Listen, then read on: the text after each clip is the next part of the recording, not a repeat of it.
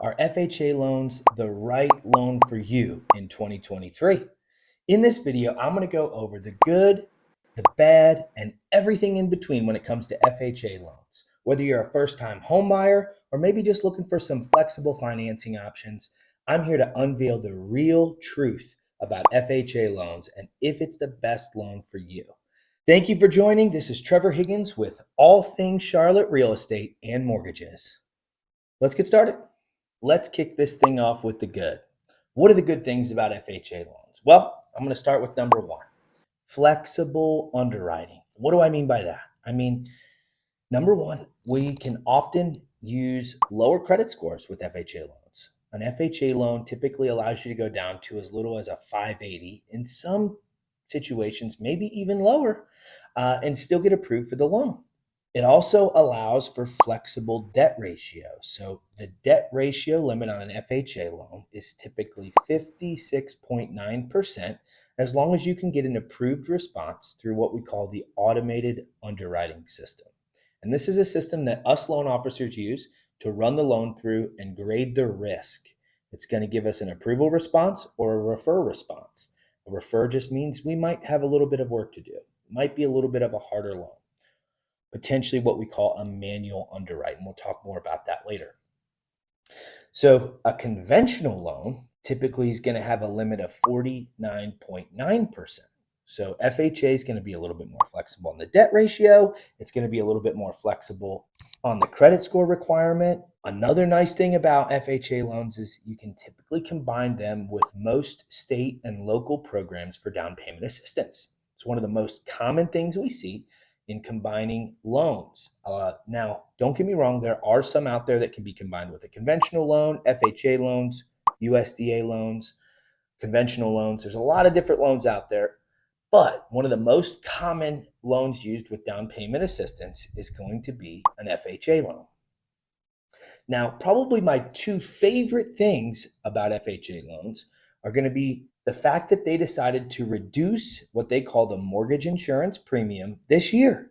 This is another term for private mortgage insurance. FHA just decided they wanted to call it something different, so they call it mortgage insurance premiums. This is the amount you pay every month. It's included in your monthly payment. And this year they decided to drop that from 0.85% down to 0.55%. So on average, that's going to save the average borrower about $70 to $100 a month in their monthly mortgage payment. The other big thing that I love is their interest rates are typically going to be better. They are not as susceptible to changes based on risk. So credit score, loan to value, things like that are going to help get a better rate, but we're not going to see this gigantic spread from a 640 credit score to a 740 credit score in terms of interest rate. They're much closer when it comes to FHA.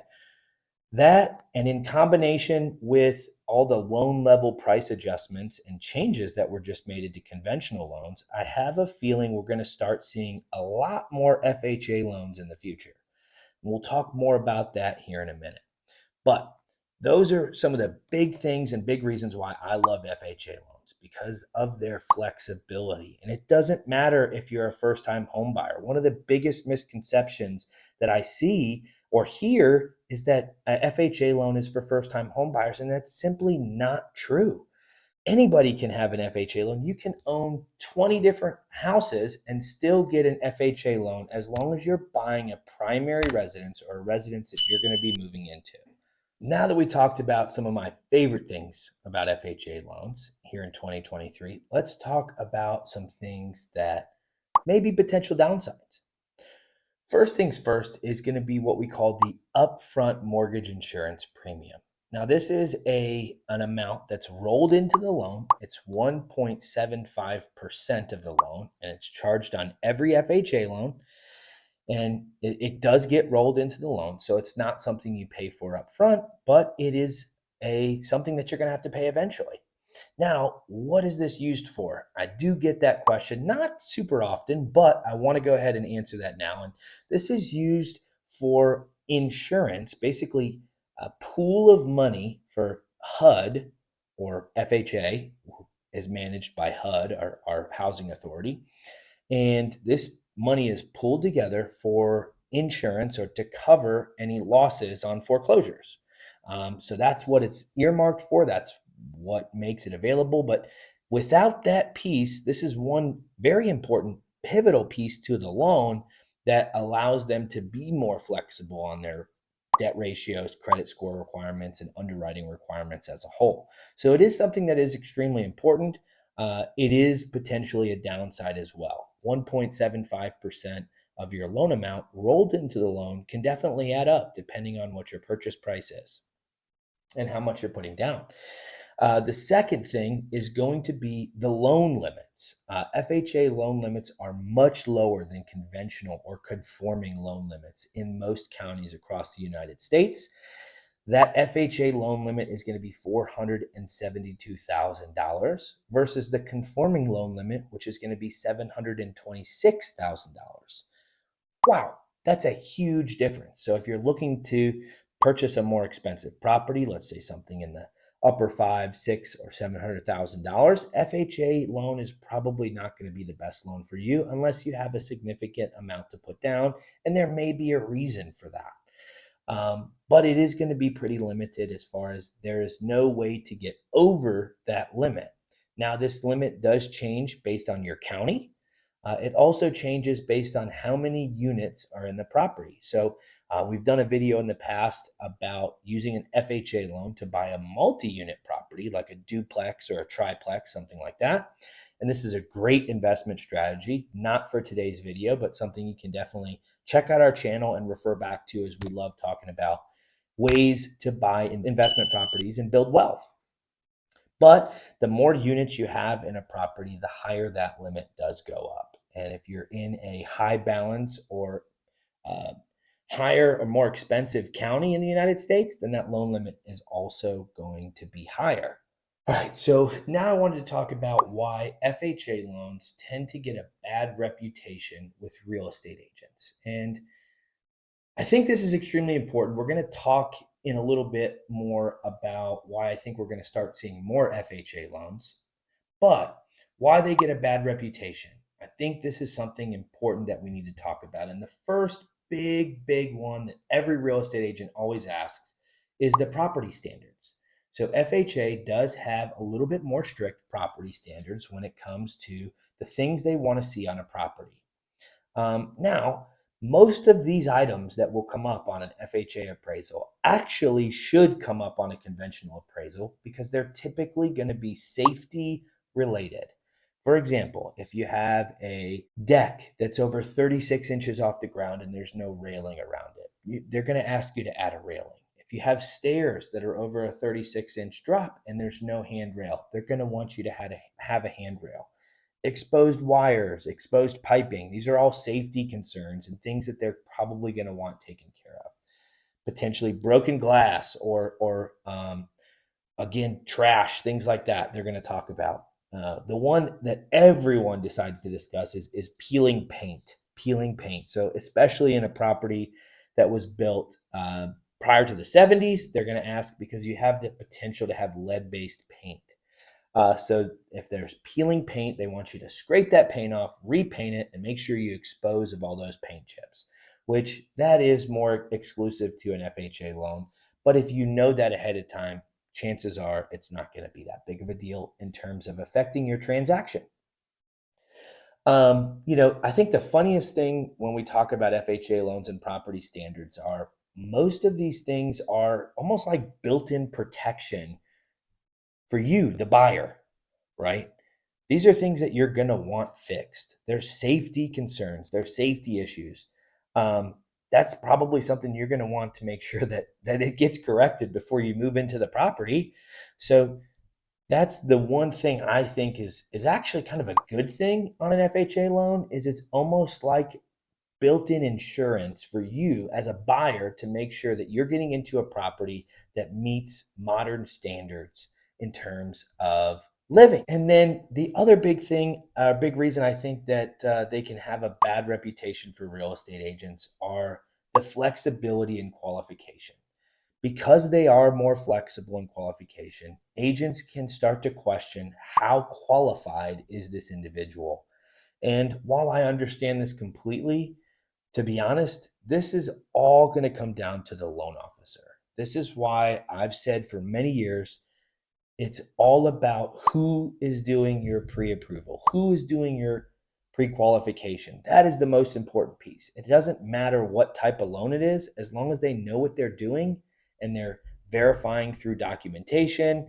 They're taking a look at your documents that you provided and then giving the best feedback possible. So I think that is just a silly point that realtors make. I don't agree with it personally. As long as you have a great loan officer. Now, are you going to run into issues if you have a pre-approval from an online bank or an online lender that's 3 states, 4 states away? Maybe potentially. It depends on the loan officer. You might have good loan officers at that company. You might not. Um, it's 100% based on the individual's name that is on that pre-approval letter. Okay, so one of the last things I wanted to talk about is why I think we're going to start seeing more FHA loans in the market. And one of the biggest reasons is because conventional loans just changed the way they structure their pricing and added something called loan level pricing adjustments. Now, these aren't new, but they changed the way they work. And so what this is for different scenarios, for your credit score, for how much you're putting down, for the occupancy type, the property type, these are adjustments made typically based on risk um, that change the rate or make the rate more expensive for you.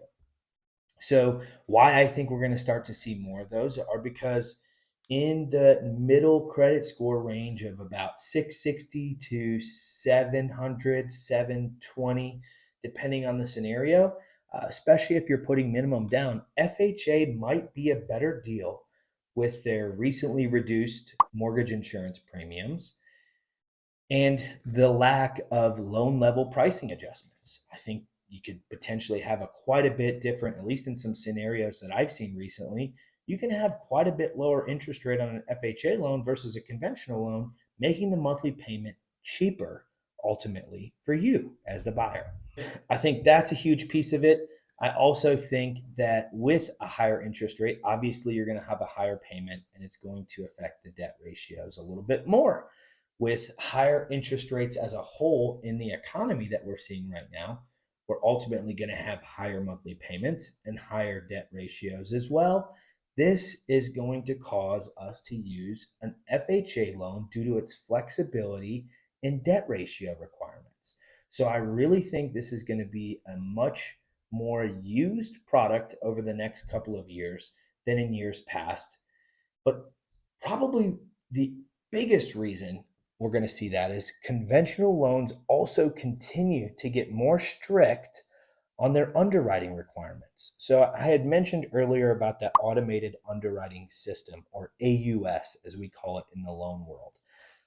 That AUS is the system that we run your loan through, and it gives us an approved response or a refer response based on the risk rating of that type of loan and that loan product.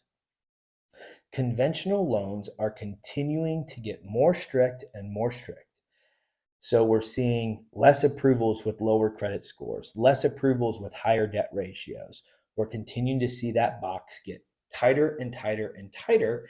And this is, again, another reason why I think we're going to have a huge benefit to utilizing FHA loans. And we're going to start to see more in the market. So if you're a real estate agent and you're watching this, understand FHA loans. They are not all bad. In fact, I've used them with clients with an 800 credit score just because it made the most sense for the client after going through their options and what their goals and objectives were. So get used to FHA loans. Understand that they're not all bad. Understand what they're looking for and what they want in terms of property standards, and everything will be fine. As long as you have a good loan officer behind you, there aren't going to be any issues. Okay, in conclusion, FHA loans have their pros and their cons. There's good things, there's bad things, and it may be a great loan solution for you. It may not. This is why consulting a loan professional, an experienced loan professional, is going to be the most important thing in your journey to buying your dream home. So I hope you enjoyed this video. I hope you learned a little bit about FHA loans, the good, the bad, and everything about them. If you have questions, please check out our bio. Feel free to get in contact with me through my bio, and like and subscribe to this channel for more information about all things in Charlotte, real estate, and mortgages. Make it a great week.